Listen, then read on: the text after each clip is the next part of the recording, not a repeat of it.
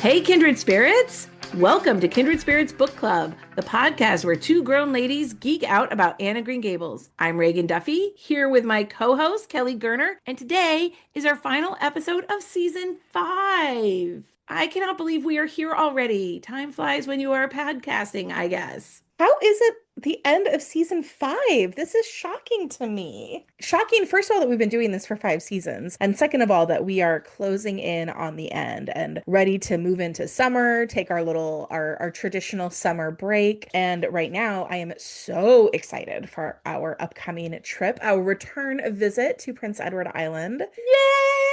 Yay! So, Kindred Spirits, we are going to be at the Ella Montgomery Conference at the University of Prince Edward Island this year at the end of June. And when this episode comes out, there will still be time to join. You can come in person, but there is also a virtual option if you can't make it all the way out to PEI. If you can, though, we really recommend it. We had the most amazing time at our last conference, and we are so thrilled to be going back. We are very honored to be on a panel this time around about teaching Ella Montgomery, and we are also going to be hosting a game night, and we are also going to be recording a live podcast right at the conference with a live audience and hopefully some fun audience question and participation. So a lot of big firsts for us. I'm really keeping my fingers crossed and hoping it all goes well. We have done a ton of planning and prep work, and we think we're going to have some great stuff for you all. I just can't wait. I know. We've been having a blast coming up with ideas for game night. Yes. Kelly has found way too many cute things to give as prizes. I have set my husband to work with building some ways to do interactive games from a big screen that everyone could participate in. And we've got trivia and quizzes and lots of fun stuff. So I am really looking forward to it. So Kelly, what are you most looking forward to for like our Prince Edward Island trip in general? The butter and cheese. Yes. Prince Edward Island is known for dairy, which we found out slightly ahead of our visit last time. And I remember we had like every morning we like had toast that we like slathered in that like a really good PEI butter. That's not really my answer, although it definitely is a perk of PEI. It is just so beautiful there. It is like no place else on earth. As beautiful as it is in your imagination from reading the Anne series, it is 10 times more beautiful in person. The people are friendly and lovely. There's so much to do, so many rich opportunities for literary tourism, and it's like no place else on earth. And I'm so grateful, honestly, that we get the opportunity to go back. I'm grateful that we get to do this as part of the podcast, part of our friendship. It's just going to be the best. Oh my gosh, me too. I cannot wait. I definitely want to go back to Green Gables because that whole area around Green Gables, like the walk to Montgomery Park and the just all of that was so beautiful, so well done. I felt like I could have spent all day there. We spent almost all day there, but I feel We like I'm pretty much ready. did, yeah. We really did. I feel like I'm really ready to spend more time there. And there's Yeah. some Ella Montgomery tourism places we didn't get to that hopefully we'll get to this time. And I'm hoping we can get to the beach one day on a day that's sunny because the day that we Yes. went last time was kind of gray and cool and very atmospheric in a different way. I thought it was amazing. It was super like windy and drizzly, and I really loved it, but it was not a beach day. Right. I just for like the chance to kind of see the contrast between the sand and the water and the green grass. It was beautiful. I loved it. Like I'm not sad that's the way it was last time, but I'd love a different experience this time. Also, important question, Kelly. How Hmm. many lobster rolls are you going to try this time? And are you going to bring back the lobster roll rating system? I do plan to bring back my lobster roll Hunger Games and do a sort of lobster roll round robin style tournament to see Yes. which lobster roll on PEI will crown them all. All right. Fantastic. Cannot wait. Stay tuned for the results. Well, so Kindred Spirits, here is the thing. While this is the end of our regular season for season 5, do not worry about us being done with the podcast. We will have a couple bonus episodes heading to you from our time on Prince Edward Island. So look out, especially for the live recording of our podcast. And then our next season is going to be all about the Emily of New Moon trilogy. Now, neither one of us is as familiar with Emily as we are with Anne, but we have read it in the past. So we're going to go back, we're going to reread, and it's going to be really fun to kind of learn as we go with this deep dive. So that's your summer reading assignment. If you also haven't read Emily in a while or at all, now is the time. And I'm really looking forward to those discussions. So for today, for our final episode of season 5, we are going to do kind of a hodgepodge of an episode. We had a lot of fun doing something similar when we wrapped up Rilla. One of our frequently recurring segments is what we call puffed sleeves, in honor of Anne Shirley's childhood wish for a beautiful dress with fashionable puffed sleeves, which Marilla refuses to make for her because they are ridiculous and a waste of fabric. So whenever we want space to talk about a moment that doesn't really fit with the theme of the episode, but we want anyway, we try to add a little puffed sleeves segment. What we have found in the last 2 seasons is we have so much to talk about. We haven't really had room for puffed sleeves. So let's just do a full Oops All Puffed Sleeve episode. But we're going to be talking about that with the Anne series as a whole. We realized we had kind of all of these little bits, these tangents we wanted to talk about, or things we thought of after an episode already aired. So let's do it now. So welcome to our Oops All Puffed Sleeves episode, a celebration of small, interesting, delightful, random notes from all over the Anne series. Yay! And listeners, we would also really love to hear your puff sleeves moments as well. We always enjoy chatting with listeners over Instagram. We are kindredspirits.bookclub there, or via email, kindredspirits.bookclub@gmail.com. And we really think of that as being how the book club sort of like keeps going between seasons, right? We can keep those conversations going online. So if you do share with us some of your favorite small moments or observations from the Anne series, we'll reshare those on our Instagram for all of our followers to see. And we can, like I said, keep that conversation going. And if you are not following us on Instagram, you guys, this is really the time to do so, because this summer we're going to share tons of pictures from Prince Edward Island. We will probably do a live or two. This is going to be a really fun time to stay up to date with us on social media. And another quick note before we continue, if you are planning to pick up any of the books that we talk about today, we would love it if you used our bookshop.org storefront. It supports independent bookstores and helps support the show at the same time. There's a link to that in our show notes. And if you've been listening for a while and haven't yet left us a rating or review, it really does make a huge difference for us, especially a 5-star review on Apple or Spotify, but really anywhere you listen is great. So thank you everybody for that, and on with the episode. All right. Well, usually we start with a kindred spirit of the episode. And so as we were kind of pondering who should be our kindred spirit of the episode, I kind of thought maybe we are the kindred spirits of the episode, Kelly. Maybe we are. So either that's like meta or self-indulgent or both. But okay, honestly, I think the fact that we are 92 full episodes into this podcast and we still have things we have not talked about and want to talk about, I mean, maybe we are the kindred spirits. So yeah, I think we might be. Let's own it. Let's own it. And if you have listened to all of our episodes, then you too are a kindred spirit of the episode. You absolutely are. You definitely get some kind of badge of honor. 92 episodes is a lot, and most of them are long. So thank you so much. We love having you here. Now, since today's episode is dedicated to puff sleeves, for our quote of the episode, we of course had to call back to the scene where Marilla has just given Anne 3 brand new dresses.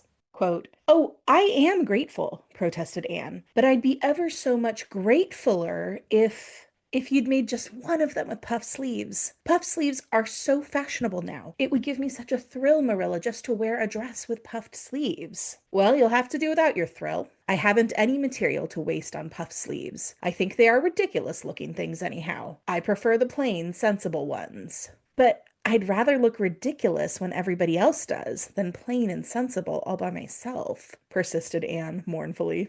So Reagan, you are currently living with a young teenager. Does that line feel more accurate than ever to you now? Yeah, definitely more accurate than ever. This is definitely the age when the aesthetics of your clothing mean more than they will at any other time in your life. Yep. And let's be honest, my child is not a plain and sensible dresser, no matter what the other kids are wearing. That is for sure. Well, so buckle up, guys. It is time for Story Club and our freewheeling compilation of puff sleeves moments from around the Anne series. I'm just going to let you know we are not promising any kind of logical connection between thoughts. We're not promising deep insights or emotional catharsis. This is just going to be some fun. Think of this as sort of like the end of your book club meeting where the group has already polished off the bottle of wine and everyone is just sort of saying, "Oh, just one more thing," right? As they're kind of walking out to their cars. which Kelly and I are notorious for doing, and to be Yep. standing in the parking lot, one more thinging for like way too long. And Kelly, I just remembered we were going to drink during this episode. Well, I fell down on the job. I'm not drinking. Not drinking alcohol anyway. I am drinking a delicious cucumber melon seltzer, which I'm enjoying very much. Amazing. I had planned to bring my favorite hard cider, which Mm. is so good, but it's probably for the best because after we finish recording, I have to finish editing, so I can't go to bed. And it is a school night. I It usually is. I usually don't drink on school nights, but you know what? If you want to come and have a white wine or a cider with us, the best way to do that is to find us at the conference this summer. We went to some restaurant downtown where they had Anne themed cocktails. They absolutely did. Yes, it was right across the street from the theater where Anne the Musical was playing. And I feel like that's probably not the only place that has Anne themed cocktails. I'm starting to think that maybe we should come up with our own Anne theme cocktail to just like have back at the Airbnb. Oh, Vegan. I could get into some custom cocktails. Obviously, raspberry cordial has to be the base, right? Yes. Okay, so if we have any mixologists who are listening, I'm going to need you to reach out to us, Yes. kindredspirits.bookclub@gmail.com, with any sort of Anne of Green Gables, raspberry cordial themed, anything that sort of evokes Prince Edward Island for you, cocktails. And Reagan and I will see if we can find a good one for our trip. And if we do, we will post it on our Instagram and give you For credit. sure. Well, Reagan, why don't you kick us off? What is that sort of one more thing you really wanted to come back to in all of our discussions about the Anne series? Okay, so I've been thinking about this one for a while, and it might be a little controversial. So let's we'll start Okay, the we're starting with hot takes. I we're love starting it. with hot Scorching take. hot takes. Okay, I want to talk about why I think Anne is not ADHD or otherwise neurodiverse from my own therapeutic perspective as a therapist. Now, because I know that she is kind of one of the poster girls sometimes. A lot of folks with ADHD, particularly women or girls with ADHD, like see themselves in Anne. And I'm not saying that they're wrong at all. Anne is a fictional character. ADHD was not a diagnosis that we recognized at the time that Maud was writing. It makes total sense to me why it would feel like relief to see yourself in Anne, to see Anne act in ways that you recognize and identify with. And it feels good to be seen and understood on the page, especially because Anne gets to be so beloved and accepted by her community. So I'm not taking that away from you if you are somebody that strongly identifies with that. But on the other side, if I, as a therapist, was trying to diagnose Anne through these texts, looking at the series as a whole, I would not diagnose her with ADHD. And I say that as someone who works with ADHD folks of all ages, genders, and experiences. So I'm going to do a quick ADHD info dump, not to be used for diagnosing yourself or someone you know in real life. Asterisks there. The basic idea is ADHD has 3 types. And of course, it also occurs on a spectrum like most mental health diagnoses, but there is like kind of a minimum basic requirement. You have to have, there's like each of them have like a list of traits and you have to meet multiple of them. It has to impact daily living and it has to be inappropriate for age and developmental level, right? Like you could take any 5-year-old and they would look ADHD if you described those same things, but said the person was 12 or 16 or 18, right? So it has to be atypical for that age group, right? Also, you can't attribute it to, like, it can't be better otherwise explained by some other mental health issue going on. Okay, so the 3 types, we've got inattentive type, and that's characterized by distraction, difficulty focusing, difficulty with follow through in organization, making careless mistakes. That's often where you're seeing like if people are talking about like absent-minded professor type, we're looking at like inattentive style ADHD. Often folks feeling like they have to work 3 times as hard as anybody else to stay organized, to stay on top of their tasks. And they always feel like they're struggling with that. The hyperactive/impulsive type is characterized by a kind of a physical restlessness. They can't sit still, constant fidgeting, talking excessively, interrupting, always on the go. And then combined type means you've got elements from both types together. Okay, so that's like basic ADHD primer. Nothing that Google wouldn't tell you. So let's talk about why I don't think Anne is ADHD. Because as soon as Anne has the stabilizing influence of Marilla Matthew Green Gables' life, as soon as she gets direct instruction, her impulsivity and abstraction immediately start changing. One important thing about ADHD is that it persists over time in different settings and as people move into different developmental stages. When when we think about the incidents that make us think about ADHD for Anne, it's almost all at the beginning of the book. Think about the blow up with Mrs. Lynde, smashing the slate on Gilbert's head, being distracted, daydreaming, and get the mouse in the pudding sauce. Marilla's being driven crazy by Anne's dreaminess and lack of attention, her chatterboxness of these epically long monologues. That's all in her first year of Green Gables. We see that Anne has no difficulty with schoolwork and organizing her work. She's not disruptive at Sunday school or school, aside from the slate smashing incident. She's able to not just succeed, but excel academically with no mention of feeling like she can't keep up, she can't stay organized, she's difficulty focusing on completing her work. And sure, folks could read between the lines that maybe that's happening off the page, but that's assuming some facts, not in evidence here, right? And we kind of forget, because of the way the book is structured, that seems like that's such persistent traits of Anne, all of those things. But honestly, it's all, the bulk of the story is her first year at Green Gables. The bulk of the book is that first year. So most of her scrapes are happening in that first year. And even the ones after, I don't think we can really attribute to ADHD. Like the green hair dye, that's dumb, but not ADHD. That's a mistake anyone could make. Right. And same thing with like the Lily Maid incident, right? Yes. That's not ADHD. That's, who knew the boat was leaking. Right, exactly. She didn't think to check the boat, but neither did any of her friends, right? Mm-hmm. Exactly a year after she's arrived at Green Gables, because they're talking about the anniversary of that, Marilla specifically tells Anne, quote, "You seem to have got on fairly well and made fewer mistakes than usual." So yes, Marilla still likes to complain about Anne and being featherbrained, but it seems to be much more about like Anne's kind of wild imagination, which is not specific to ADHD. And I would also propose for Marilla, living with a 13-year-old girl myself, that much of Anne's like excitability is due to her age, not to ADHD. I suspect that Marilla doesn't have a lot of experience with kids Anne's age and might have some age inappropriate expectations of behavior. So I think it's much more likely, if I was doing the diagnosing, that Anne was neglected and traumatized, that her chatter is part of her personality. You can be talkative and not have ADHD. It's part of her age, because you notice as she gets older, she doesn't monologue as much. But I don't know, most 11-year-olds will chat your ear off nonstop at any opportunity. And part of being a neglected, imaginative kid who just wants to connect with someone, anyone. Both of her major temper moments, the slate and the tantrum with Mrs. Lynde, that arose from being deeply anxious about belonging and her attributing not belonging to her own red hair. And both of those incidents, both Gilbert's carrots and Mrs. Lynde twitting her about her hair, poked at that deeply sore spot. So it was impulsive, sure, but I think that comes more out of her trauma than ADHD. The biggest evidence I have for Anne not being ADHD is that once Anne has this stable home and this direct loving guidance from Marilla,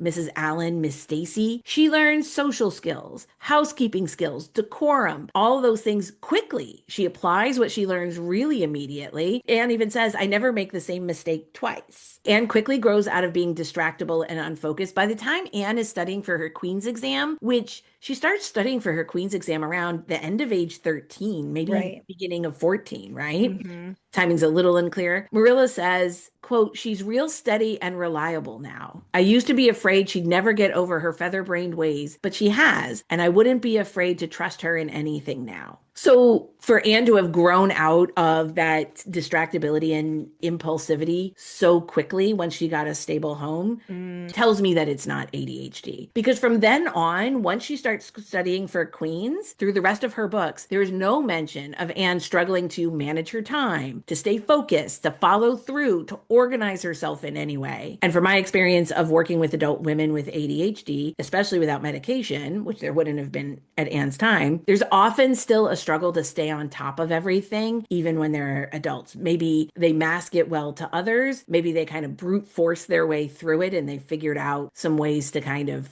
manage it. But usually there's this ongoing feeling like everyone else has it figured out. Everyone else can do this, but for some reason they can't. We never hear anything like that from Anne. Anne is a 16-year-old school teacher helping to raise Davy and Dora and managing a farm. Anne goes to college and achieves high honors with diligent study, yes, but it doesn't seem hard for her. Anne's the principal of a high school. I assume there's a ton of organizing involved in being the principal of a high school. But there's never any mention of failing to complete tasks or struggling in any way. ADHD is just not something you grow out of that quickly. It's a lifelong condition. And while often folks figure out ways to manage it over time, it doesn't disappear, especially not by age 16, by the end of Anne of Green Gables. So, in conclusion, if we only look at Anne's first year of Green Gables, it's easy to mistake her for ADHD. But I think it's much more likely that she was traumatized, untaught, neglected, and lonely. And then you combine that with a strong imagination, romantic personality, and extroverted nature, and being 11 years old. All of that might look like ADHD. If Marilla had brought her in to see me at age 11, let's say after the mouse and the pudding sauce incident, she was like, this is the final straw. let's say she brought her in, I would say, considering her history and considering that she's only been here at Green Gables not that long, the mouse and the pudding sauce, she tells Diana that around the raspberry cordial incident. Mm-hmm. So that's in her first couple of months. Yeah. I would say, let's just keep an eye on it. Considering her history, let's provide some support and teaching and guidance for her, provide her some love and some space to make mistakes, provide her some therapy for maybe some trauma, and see where we are 6 months, a year from now. And then we'll talk about it, investigate it a little bit more deeply. But I wouldn't diagnose it that early because there's just all of these other factors that could better account for a lot of those other things that Anne is doing in those very early months at Green Gables. Now, that doesn't mean she can't be a figurehead for folks that are neurodiverse in some way. So if she is for you, there's no reason she still can't be, because it is really validating to see that somebody can be experiencing life like that and you can see yourself that way in her character. And that feels really good because Anne is loved and she's successful, and all of those things feel good to know about somebody who maybe is struggling at the beginning of the book. So I'm not taking that away from you. I'm just saying that's the way that I would conceptualize it. But the way for me that Maud wrote Anne on the page, especially if we consider her whole lifetime, it's not a picture of ADHD. And thank you for coming to my TED Talk. Well, thank you for delivering your TED Talk, Reagan. I do think that is really interesting. When you think of Anne in that first year at Green Gables, so much of what's happening is, even setting aside healing from her traumatic past and learning to trust the Cuthberts and learning to feel at home in Avonlea, she's kind of like learning how to be a person. Yeah.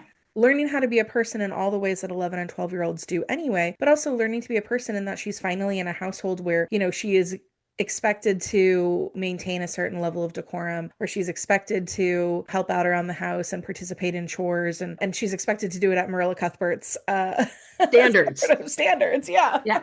Right. And not as a drudge, but as a functioning member of this household, right? Yes, exactly right. This idea that somebody is caring enough to send her to Sunday school, caring enough to send her to school. This is the first time where Anne is expected to be a member of her community in this way. Okay, I'm done. Kelly, your turn. Okay, so my sort of one more thing that I really wish we had spent a little bit more time on in our discussions was queer-coded characters in the Anne series. So like Reagan, I'm going to take a minute to just sort of quickly define what I mean by queer coding. So we're kind of operating from the same foundation here. But queer coding is when creators are using implicit language to suggest that a character is queer without saying so outright. So this is going to be a character who is not coming out and saying I'm gay, or is not in like a homosexual relationship necessarily, or in any kind of obvious way, but there may be certain personality traits that would tend to indicate that that character could be queer. So this is something that we still see all the time, but it was incredibly common decades ago, hundreds of years ago, especially in eras and places where homosexuality was, or some of them still is, criminalized. Using coded language to tell stories about queer people was a really common way for LGBTQ people to see themselves on the page or screen and have their stories told in this sort of way where, like, if you know, you know, and if you don't know, it's just going to wash right over you. Does that make sense? We kind of on the same page there? Yeah. That's a good explanation. And I'll also just point out that queer coding is kind of a nuanced discussion because it also relies very heavily on stereotypes of LGBTQ people, stereotyping people is never necessarily a good idea. No one population is ever going to look, act, be the exact same way. And queer coding can also sort of veer in more harmful territories like queer baiting. I'm not even going to get into any of that for purposes of this simple discussion, but what I really just wanted to talk about was the characters in these books who queer readers have seen themselves in, either because those characters are like defying gender expectations or relationship expectations for the context of these books, or, you know, just sometimes you see someone on the page and you're like, that's me. That person reminds me of myself. So there's, I think, a couple tentpole queer figures in these books, and one of them, of course, is Anne. Reading Anne herself as a lesbian or bisexual is a really, really common reading, especially given the passionate connection between Anne and her bosom friend Diana. We know a lot of readers who look at that intense and romantic language that Anne uses to describe her friendship with Diana, and in that they see a textual support for a queer Anne, for a friendship with Diana that is romantic. It's not a strictly platonic friendship. Friend of the podcast, Laura Robinson, even published a paper that argued that Anne harbored lesbian desire, which caused a huge media stir when it was published in 2000. Yeah, she really apparently got it was one of her first papers, I I think. think yes, it was she was either still in grad school or like very early in her career when it came out. Yes, and really it was extraordinarily controversial and she got a lot of hate for it. Yeah, the backlash was intense. She for sure got like death threats, which is crazy.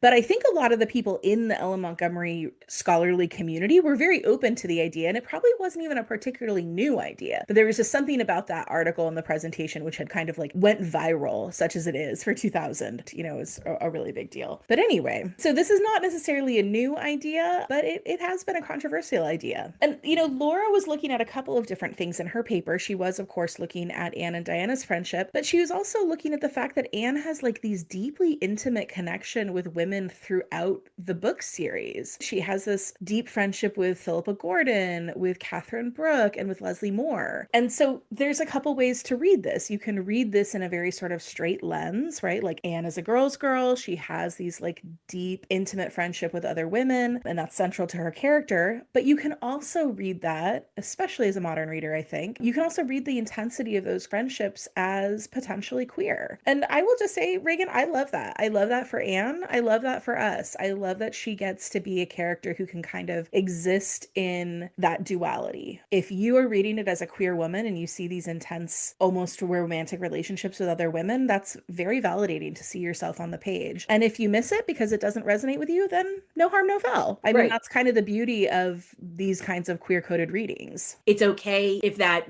idea doesn't resonate with you. She's not a real person. We're not outing her against Nope. her will, right? But I think it's also valid. I mean, this kind of even goes back a little bit to like the ADHD take, Yeah, right? I think so. Very Which much is so. that it's valid if that's the way that you see that and you experience that. Like, oh, there's something in that that reminds me of an experience I had or somebody I know or the way that that presents now. And I think, you know, a lot of the modern adaptations make that a little bit more textual. They make that more explicit. And, you know, throughout the books, I do think we have plenty of other characters who readers can and do interpret as queer. I'm thinking of our very thoughtful, sensitive, beauty and poetry loving young men like Paul Irving and Walter Blythe, who are certainly defying some gender expectations for traditional masculinity and making space in that for a potentially queer reading. Thinking again about another article published by a friend of the pod, Benjamin Lefebvre, called Walter's Closet. We have enough textual support for a queer reading of Walter Blythe as well, and how even if you don't have to necessarily be in a homosexual relationship on the page for certain characteristics and certain traits to kind of come across as queer. At any rate, there's a room in the text, there's a room in Walter's storyline. You know, when you see, especially contrasting him to his brother Jem, there's room to think of him as a different kind of guy, a different kind of masculinity, a softer kind of masculinity, and maybe potentially a queer masculinity. And again, I just think it's lovely that this book gives us these options. And finally, all of the Anne books have this grand old tradition tradition of eccentric, unmarried older people who either are living alone or who live with family members. And the fact that they even exist in the text at all, that is creating a little space for the reader to ask, well, what happened? Why didn't they ever marry? Of course, there's lots of reasons why someone doesn't marry. Couldn't one potential reason be that they're gay?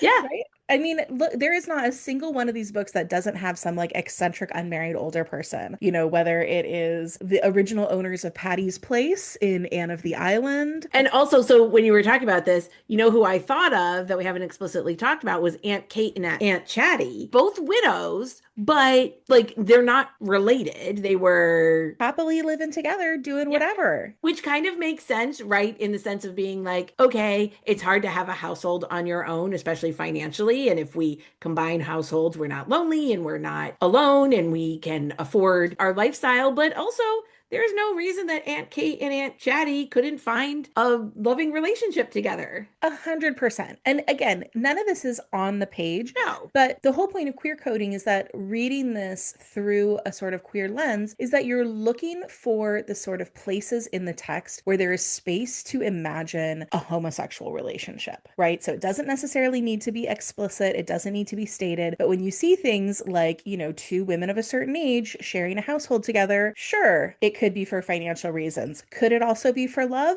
Why the heck not? We don't know. And then one way this question has played out even in adaptations is in the series Anne with an E, where Diana's wealthy great aunt Josephine is depicted, in fact, as openly queer and in a partnership with a woman, which we love that for her. Absolutely, right? And goes again to our eternal question about Aunt Josephine's backstory. The most important mystery I in the Anne know. series for me personally. Exactly. You know, and I even think there's an argument to be made, and perhaps this argument has been made, I just haven't come across it yet, but that Matthew is a queer character. You know, again, when we're talking about sort of a softer side of masculinity, a less traditional side of masculinity, Matthew definitely springs to mind in the context of these books. Here's a man who is afraid to talk to women, who isn't in the company of women at all other than his sister, and who lives, you know, kind of almost like this like hermit like lifestyle outside of the community, who has made himself a bit of like a social outcast by virtue of his shyness, by virtue of his awkwardness. But where is that shyness and awkwardness coming from? We don't know. There is an open question there, and one potential answer could be that he's queer. So I think it's interesting to think about. I think these books are rich texts for this, and I know from experience, from talking to lots and lots of readers of these books over the past few years, that this is how a lot of people are reading these books and seeing themselves in these characters. It seems like queer people have been finding their own kindred spirits in these books really almost from the beginning. So much so that Ella Montgomery herself felt the pressure to clarify that she was not herself a lesbian. And her statements on this topic are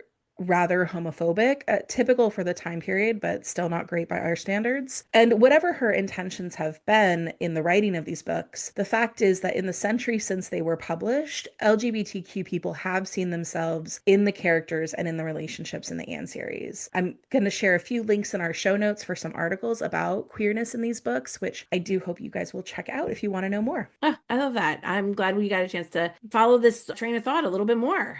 Yeah, it's something I've been wanting to do for a while. That's why we're doing it now. So Reagan, another thing that always made us laugh in reading these books, or made us a little bonkers crazy, was Shirley Blythe. Oh, Shirley. Justice for Shirley. Justice for Shirley.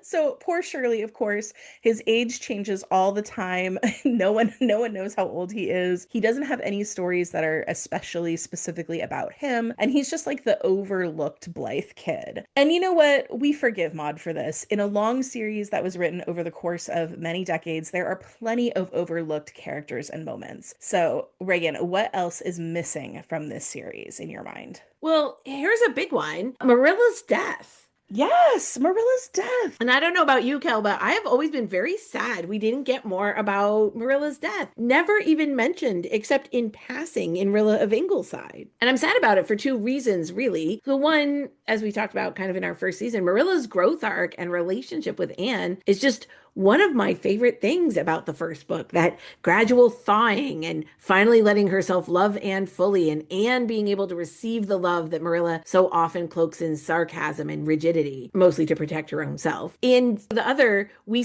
got to see how Matthew's death is pivotal for Anne, and such a gentle picture of grief that we all always tear up over. And I wish we got to honor Anne and Marilla's relationship more. I must imagine that getting to have Marilla in her life all the way through Anne's adulthood for Anne, getting to see Marilla grandparent Anne's kids, that must have meant something deep for Anne, who lost her own parents so early. And getting to see her grieve that loss and honor that relationship would have been so important. It feels, I don't know, a little bit of a slap in Marilla's face to not spend time there. And I Yeah. guess, Maud really couldn't put it in Rainbow Valley because Anne isn't really a character in Rainbow Valley.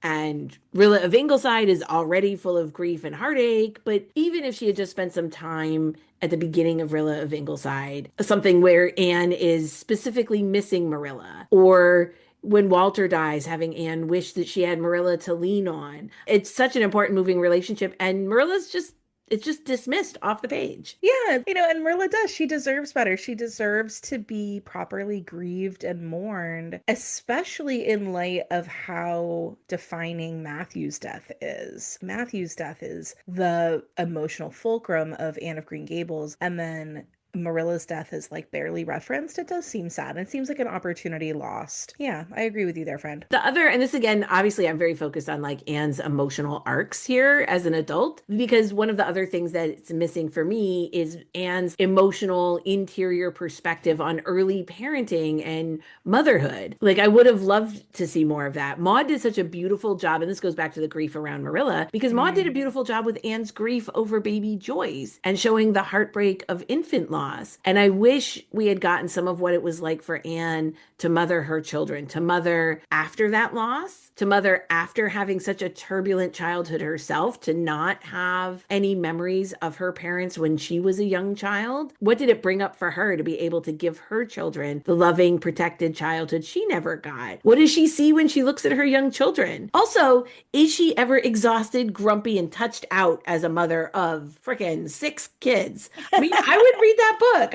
I want to know. Yeah, it is too bad that we don't get to see Anne's experience of motherhood in that way. We know from her children's perspective that she is a loving mother. And, we know from sort of community perspectives that she's almost like an angelic, perfect mother in a lot of ways, which is very interesting. But But it doesn't give us any nuance, right? Like, that's not no, actually interesting. it's not. For someone like Anne, who's so emotionally deep, she must have had a very complicated relationship with motherhood. I'm sure it was not an unqualified, ever positive good for her. I'm sure she had moments, right, of grieving the loss of her first daughter and grieving her own childhood and the things that she didn't get, right? Probably especially comparing herself at age 6 and 7 and 8 to her children at 6 and 7 and 8, and seeing how they got these beautiful, like, carefree childhoods. And Anne's childhood was, anything but that. So I do think that that was kind of maybe a missed opportunity. And I wonder a little bit about Maud's decision to omit that. It does seem like when we're at the point in the books where we're focused on Anne's family, we're really just writing like cute stories about children and little community vignettes, and Anne's interior life just isn't front and center anymore. We love Anne.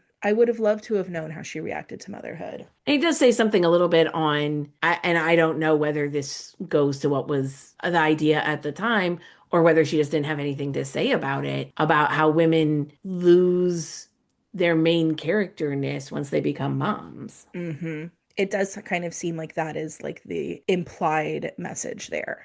I will say, because I'll just go out and say it, we all know who. I just be very Uh-oh. on brand. My the thing I feel like is missing from these books is sex.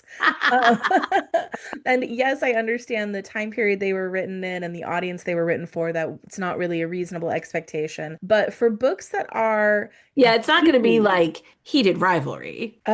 you know what? Few things can be, Reagan.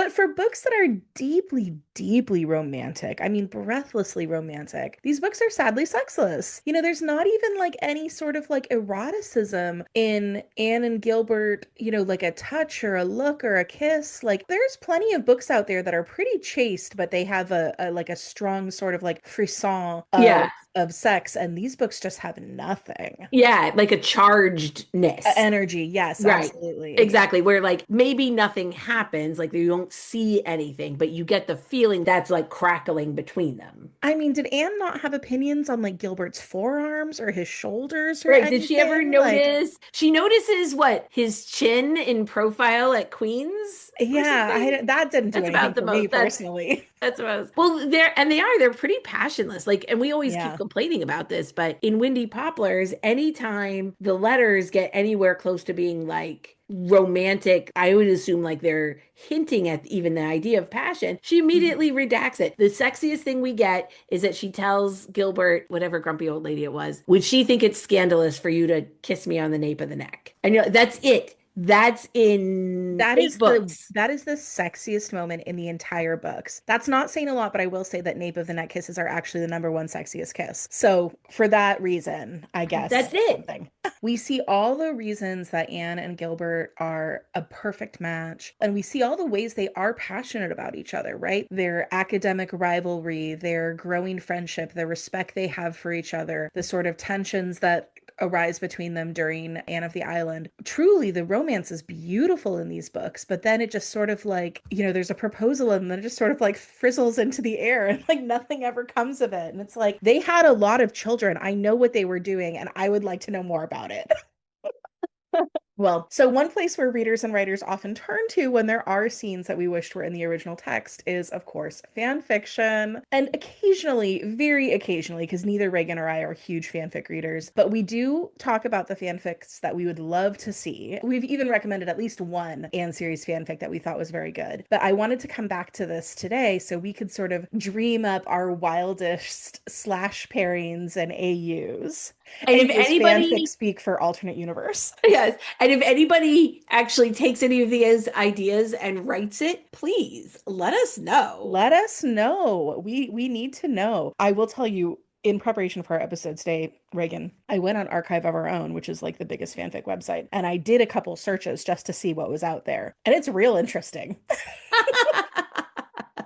But I'll just say the Anne of Green Gables fanfic that I most want to read is Aunt Josephine's backstory. In season 1, episode 9, we did an entire episode about her, which is interesting considering she is a relatively minor character, but I think it's because we just find her fascinating. When we really were asking, I feel like all the important questions, where did her money come from? How does she have this life of opulence and independence? So I need to know, I need her fanfic, and I absolutely want to keep her partner Gertrude from Anne with an E in there as well. Tell me their whole romantic backstory. I need it. Yes, I think, did you decide that you thought that Miss Josephine was either once a courtesan or a lady pirate? Lady Pirate was really where I settled on.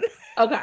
I also really want more of Miss Cornelia and Marshall Elliott's relationship. And I'll tell you, when I was poking around to Archive Our Own today, I specifically searched the tag for Cornelia Bryant. First of all, you'll be shocked to know that there were any stories that tagged Cornelia Bryant. I mean, that's such a deep cut in and of itself. Deep cut.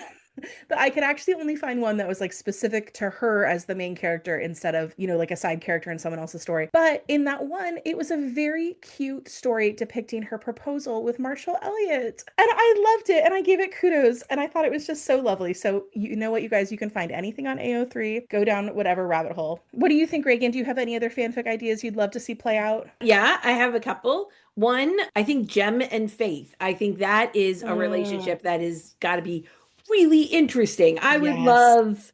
I would love to see that like childhood friendship because they don't go the rivalry route. Nope. They're childhood friends, but they're seem like personality wise, they're such a match. I would love to see Jem and Faith's romance, and then like When does why? Jem fall for Faith? That's what Right. I want to know. Wait. No. I want to know why Faith falls for Jem because I think it's obvious why Jem falls for Faith. She's like magnetic. No, I agree with you. It's obvious that he does, but I'm wondering when it happens because I Oh, bet it happens when they're young. yeah. Kind of the way like Gilbert imprinted on Anne as soon as she smashed that slate over his head. I bet Jem sees her making the speech to the whole congregation, calling them all out as hypocrites, and is all like, oh, I'm in love. Yeah. Yeah. Right. Like Okay. 14-year-old Jem is like, that's the girl for me. That's the girl for me. Yes. And then, you know what? That's a true wartime romance that I really Oh, want to yeah. read. Here they are. They seem like they're about to embark on their life together as Jem's starting medical school. Their future is before them. And then World War One. And then Faith goes to England so Faith goes to England. she can be near him on his leaves or if he's wounded. That's way better. I like sweet, sweet Rilla. We love sweet Rilla. But Gem and Face romance is the wartime romance I want. Right. What is that emotional experience like for her? Mm-hmm. Being so Mm-hmm. close and so far at the same time? Yep. I think that would be spectacular. As stated about Windy Poplars, I want the full Anne and Gilbert love letters, Unredacted. unredacted. Mhm. And honestly, I want more Patty's Place. What were Stella and Priscilla up to? Like, what's going on with those girls? Let's hang out with them some more. What's Aunt Mm-hmm. Jimsy's backstory? Also, spin-off where we follow these Spofford ladies around the world on their globetrotting adventures. Absolutely. There is so much to be mined in Anne of the Island and in the whole like Patty's Place community. Yep. All right, you got any other ones? Any other ones we didn't mention? Oh, so many. Well, I absolutely want the R-rated edition of Anne's House of Dreams, obviously. Okay. Yep. That tracks. Absolutely. But to kind of build off of your Anne of the Island fix, we need Charlie Sloane's point of view for Anne of the Island. I want the entire book retold through Charlie Sloane's perspective. That's like a satire, right? Like that's a guy, you see these ones on like Instagram where the guys like those actors who are doing the little sketches and they're doing the good guy, the nice guy trope, Yes, yes, right? totally. Charlie Exactly. Sloane is a nice guy is the name of this fic in my mind. Yes.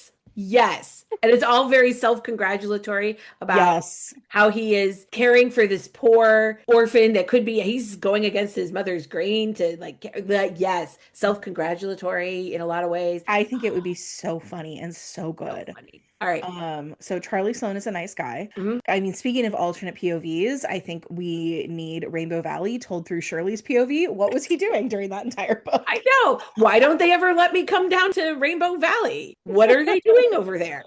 How come all my brothers and sisters are playing without me? Right. Don't they like me? And speaking of letters, I would really love to see Anne and Leslie's correspondence with each other during Rilla of Ingleside, especially once Anne figures out that their children are courting.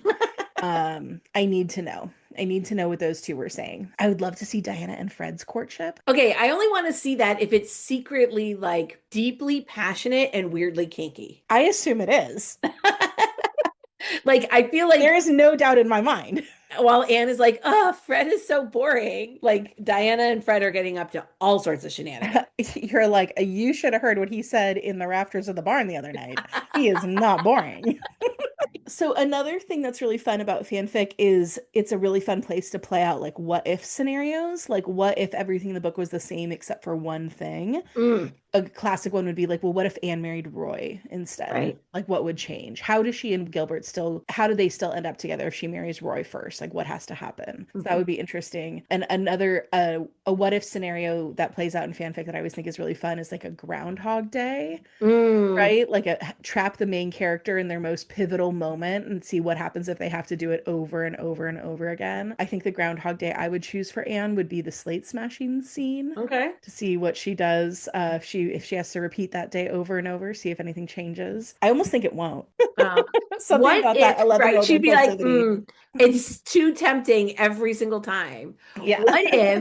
What if Anne was a boy? What if Marilla and Matthew got the boy that they expected? What if Anne was a boy? What if everything else is the same? Just same background, just as imaginative, just as talkative, but a boy. Yeah. I think that's great. I want to know. And then fanfic also is like really fun for alternate universe scenarios, right? So like we want to spend more time at Patty's Place. What if Patty's Place was set on like a modern day college campus? Or Anne and Diana as campers at like a modern day Girl Scout camp? Or Anne and Gilbert as workplace rivals? Actually, that book has been written. It's called The Hating Game. That's a great book. That is a great book.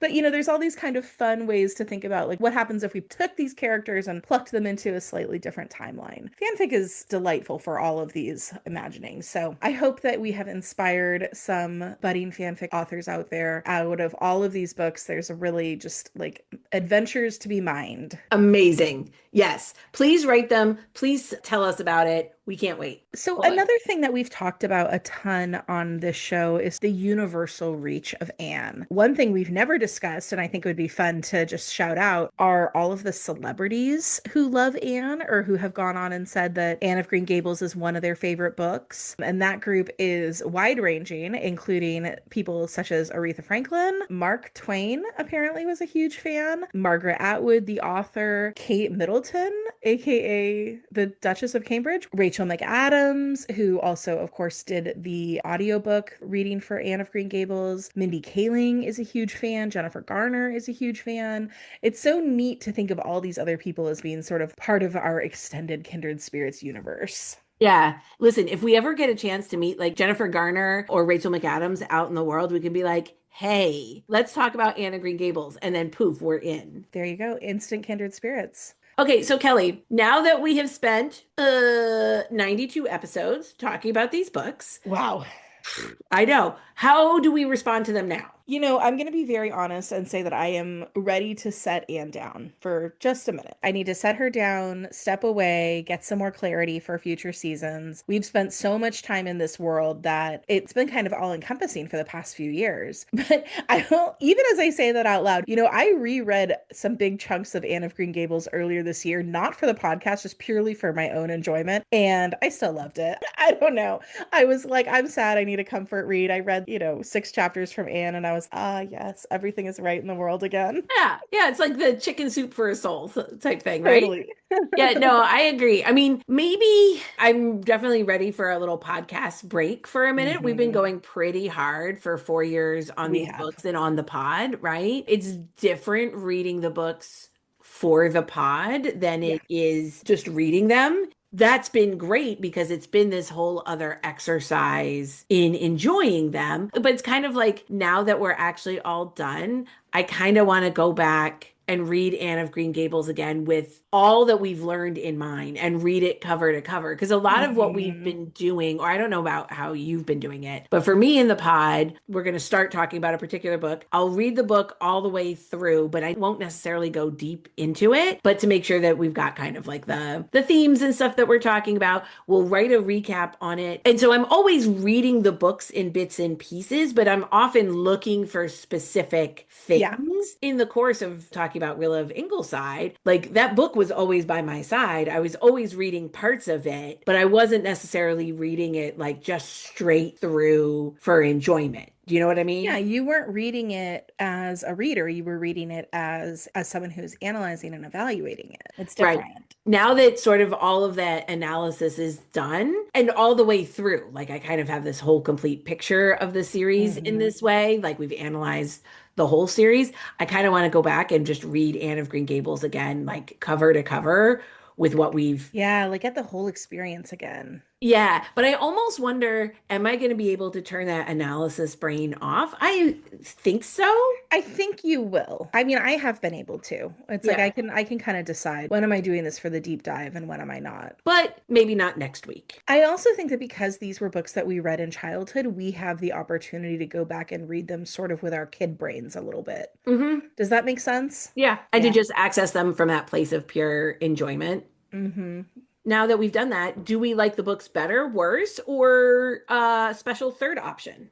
I like that special third option. I like them better. It's not close. I like them much better, which I wouldn't have thought was possible, maybe. I mean, I always loved these books, but now it's like I really appreciate them on a whole other level. They are not perfect books. There are specific things in each of them that don't really work for me.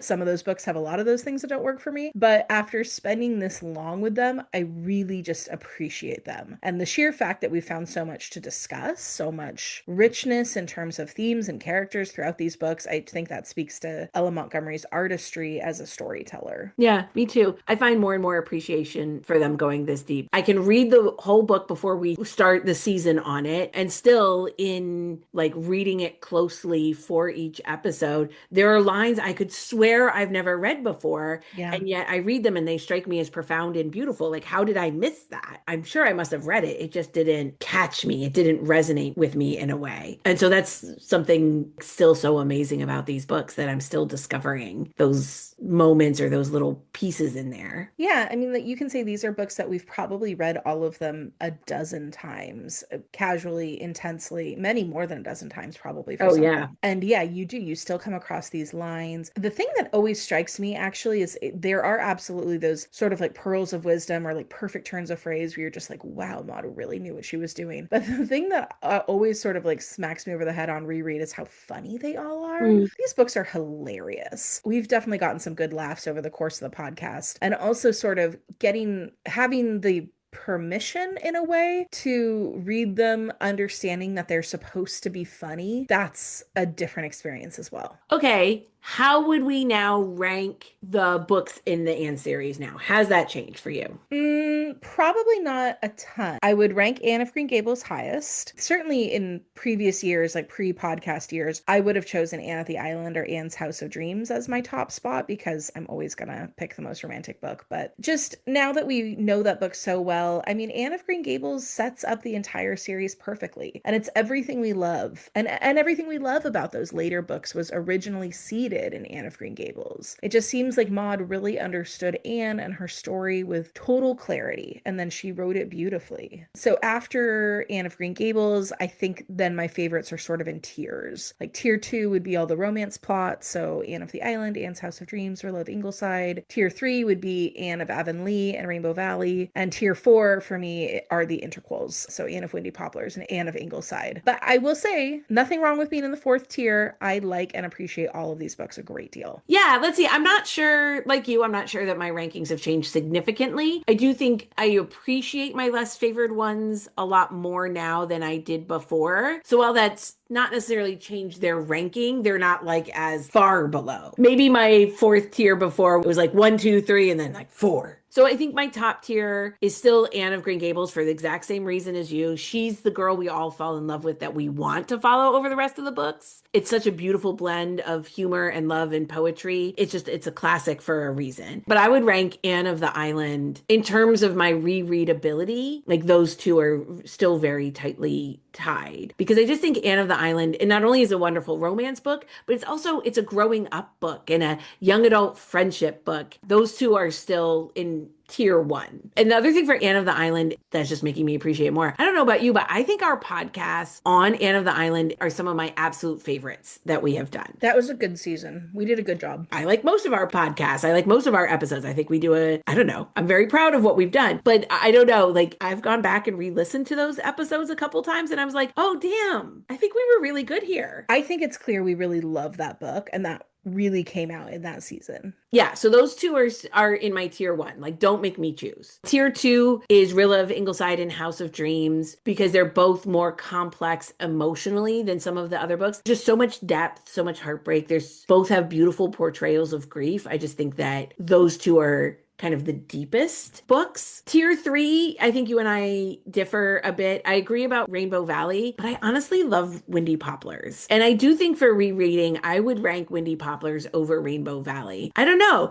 There's just something about all those matchmaking shenanigans that I very much enjoy and find charming, even though there's not a lot of Anne plot. There's not a lot of plot, but there's so much Pringles. There's true. So many Pringles. The that's Pringles true. Just keep happening. There are definitely too many Pringles. The best part of Anne of Windy Poplars is the Tom Gallon house.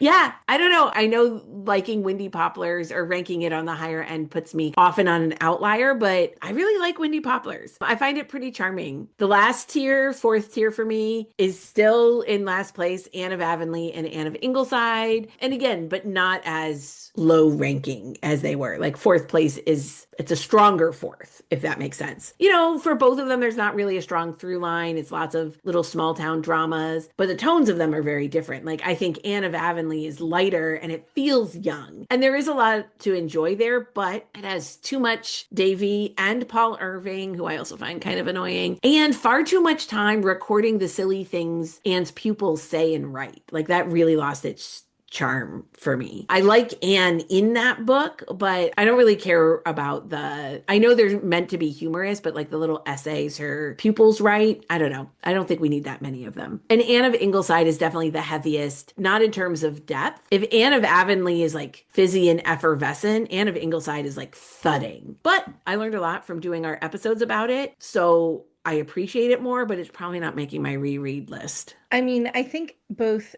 Anne of Ingleside and Anne of Wendy Poplars for me suffer from the sort of like first act crank problem. Mm. Right. So with Anne of Ingleside, we're just stuck with Aunt Mary Maria for so long. And then with Poplars, we're stuck with the Pringles. And I'm just, oh, can we do something more fun, please? Yeah, fair. Yeah, at least the Pringles involves finding out about cannibalism. That's true. The Pringles storyline is more entertaining than Aunt Mary Maria, which is just a slog.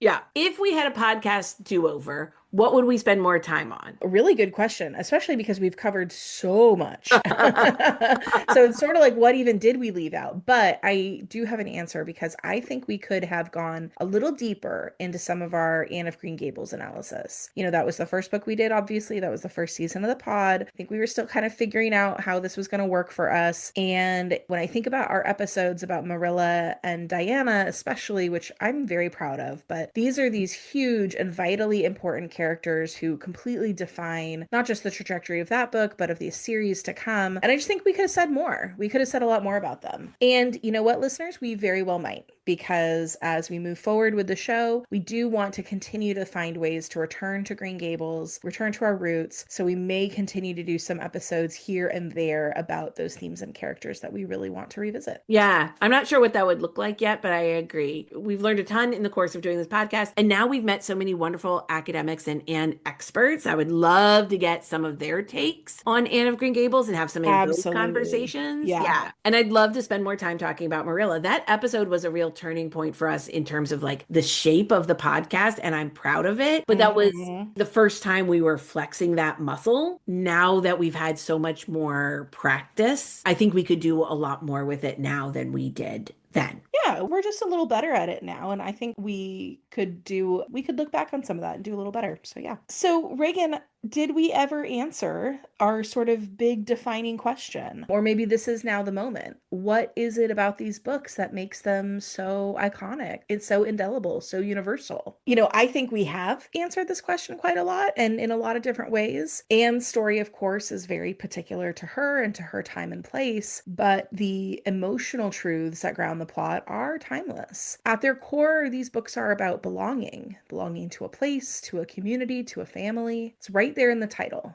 Anne of Green Gables. And I'm remembering picking up this book when I was a kid and thinking about that title. The title alone sort of made me wonder, what was I of? Especially growing up with divorced parents, that concept of home was really fluid. Like having two homes can sometimes feel like having no homes. Was I Kelly of Dana Point? Was I Kelly of Sherman Oaks? Was I both or neither? I mean, those are the kinds of things I started thinking about when I looked at the cover of the book for the first time as a kid. So these books really do capture that sense of like place. Where are you? Where do you belong? And so when I was reading these books for the first time in childhood, I was asking myself the same questions Anne asks. Where is home? Who are my people? Who are my friends? What is my community? And those are universal questions, absolutely tied to our experience as humans, as social beings. So of course, these beautiful books that are also gorgeously written, so funny, so charming, emotional, of course, they've always been popular. Yeah. There's something both universal and specific about Anne's story. And I think that's why it continues to resonate with generation after generation. That idea that even if you've never had a place to belong, if you feel unwanted, you will still be able to find home, find people to love and people to love you, to make the community you want in this world. And I think importantly that your mistakes, your foibles, your perceived flaws don't make you unlovable. They actually are what make you specifically beloved. Maud tells that story with such warmth and humor and poetry, and she makes Anne live and breathe on the page. Anne's voice is unique and her personality so vivid and charming. You can't help but want Anne to be your friend too. And I Hmm. think that's what makes all those who love Anne all kindred spirits. We're all her friends. We're all part of her circle. Yeah, I think that's right. Well, Reagan, I think we've puffed our last sleeve.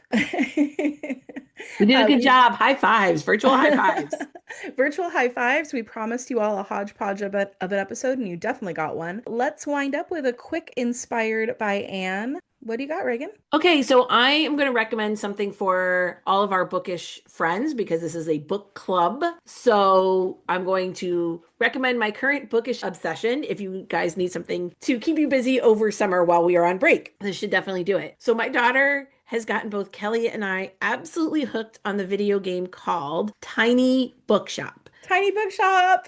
Tiny Bookshop. We are both obsessed. Obsessed. You can play this on most platforms like PS5, Xbox, Nintendo Switch, or on the computer. I am not a gamer at all, much to my husband's chronic disappointment, but I love this cozy game. Essentially, you own a tiny bookmobile in a cute fictional seaside town and you drive around to different locations and you sell books. You get to decorate your little bookmobile as you buy furnishings and paint and decorations, and you get to stock your shelves by genre and try to get the right balance of genres for each of your locations. And you meet some of the townspeople and you do cozy little quests for them, like bringing somebody their favorite tarts when they're in the hospital. Yeah. You're just helping all the little people in the town. But I think both of ours, our favorite part of the game is you get to recommend books. So a customer might come in and they ask for a classic, but it's got to be under 200 pages and have a happy ending, or a crime novel that doesn't have any gore. And so then you click around on your shelves, and as you click each book, you see a little blurb, and they're all real books.